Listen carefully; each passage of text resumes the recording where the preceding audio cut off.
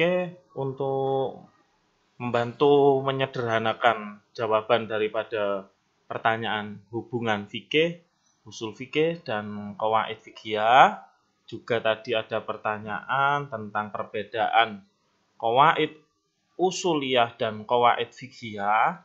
Di sini saya akan menjelaskan secara sederhana ya, tidak definisi secara umum, tapi kita sederhanakan saja supaya Anda tahu perbedaan antara usul fikih, dan qawaid fiqhiyah.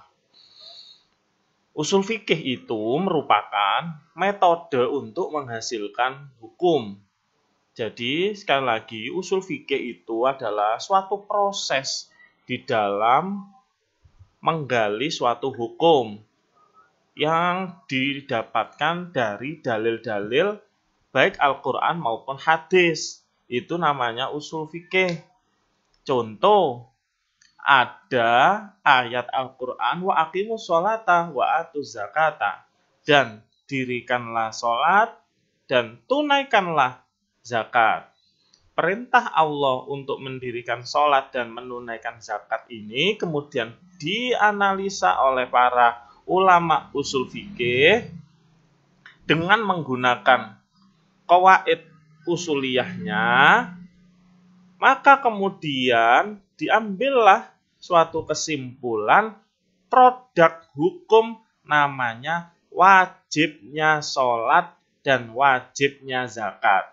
Ya, dari dalil wa aqimus sholata wa atuz zakata tadi, maka dihasilkanlah suatu produk hukum, yaitu wajibnya sholat dan wajibnya zakat. Nah, produk hukum inilah yang kita sebut dengan fikih.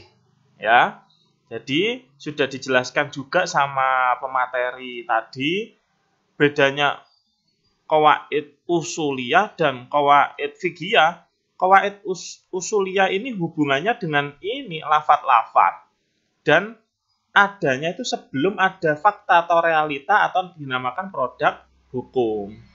Baru qawaid fiqhiyah ini adalah prinsip-prinsip dasar yang terkandung dalam suatu hukum. Ya, nah, untuk lebih jelasnya saya ambilkan contoh berikut.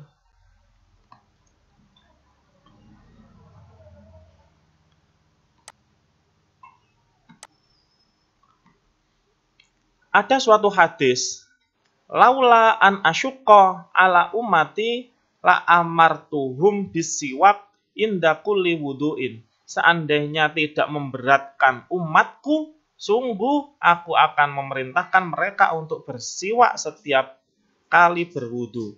Dari hadis ini, para ulama usul fikih ini mengeluarkan suatu produk hukum yang kita namakan fikih, yaitu apa produk hukumnya? Hukum sunnahnya bersiwak. Paham ya? Jadi fikihnya itu adalah hukum sunnahnya bersiwak, sedangkan proses metode mendapatkan produk hukum dari dalil di atas ini itu kita namakan dengan usul fikih. Lah, kemudian dari produk hukum ini kita ambil prinsip-prinsip dasarnya. Ada kaidah yang berbunyi al-masyaqqatu tajlibut taisiro. Kesulitan itu bisa mendatangkan kemudahan. Karena itu prinsip Nabi Muhammad tadi yang tidak memberatkan umatnya, maka kemudian ada kaidah tadi, setiap kesulitan itu bisa mendatangkan kemudahan. Contoh, seseorang yang tidak mampu sholat untuk berdiri, boleh sholat dengan duduk. Ataupun tidak mampu sholat dengan duduk, maka boleh dengan tidur dan seterusnya. Begitu juga orang yang sedang bepergian, kesulitan untuk melaksanakan puasa Ramadan, maka ketika bepergian yang memenuhi syarat, maka orang yang bepergian atau musafir tersebut boleh tidak puasa dengan menggantinya di hari yang lain. Gitu ya. Nah,